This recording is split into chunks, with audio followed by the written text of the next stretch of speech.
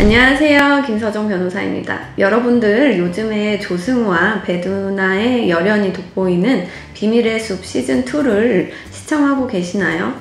저는 약간 뒷북일 수 있는데 제가 사실은 비밀의 숲 시즌1도 시청을 하지 않고 있다가 최근에 우연히 보게 되었는데 너무 재미있어서 새벽까지도 시간 가는 줄 모르고 시즌1을 몰아서 봤습니다. 저는 직업 영역이 법 쪽이다 보니까 이제 쉴 때는 법과는 되도록이면 무관한 쪽을 찾아서 주로 쉬는 스타일인데요. 드라마도 이제 법 쪽에 관련된 드라마는 평소에 시청하지 않는 편이었는데 비밀의 숲은 주변에서도 많이들 추천을 해주시고 이제 최근에 시즌2를 방영하고 있어서 저도 관심을 갖게 된 드라마였습니다.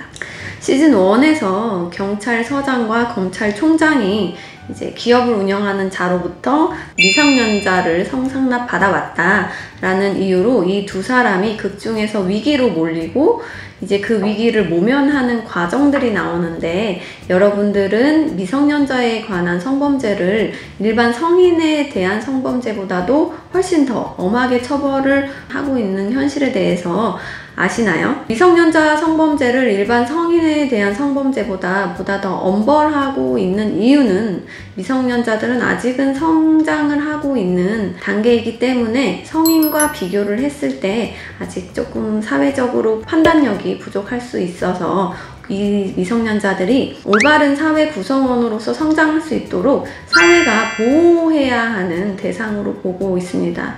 따라서 일반 성인보다도 이 미성년자를 대상으로 성범죄를 했을 경우 오히려 보호를 해야 하는 대상인데도 불구하고 성범죄를 저질렀기 때문에 보다 더 엄벌이 처해지고 있는 현실입니다. 예를 들어 일반 강간의 경우에는 징역 3년 이상의 유기징역인데 반해서 아동이나 청소년에 대한 강간의 경우에는 5년 이상의 유기징역 혹은 무기징역에 처해지게 됩니다. 일반 강제추행의 경우에는 10년 이하의 징역 또는 1,500만 원 이하의 벌금인데 반해서 아동이나 청소년에 대한 강제추행의 경우에는 2년 이상의 유기징역 그리고 또는 1,000만 원에서 3,000만 원 이하의 벌금형에 처해지게 되어 일반 성인에 대한 강간이나 강제추행보다도 아동이나 청소년에 대한 강간이나 강제추행을 보다 중하게 처벌하고 있습니다. 다만 만일 미성년자라고 인식하기 어려운 객관적인 사정이 있었거나 상대방이 성인이라고 속였다면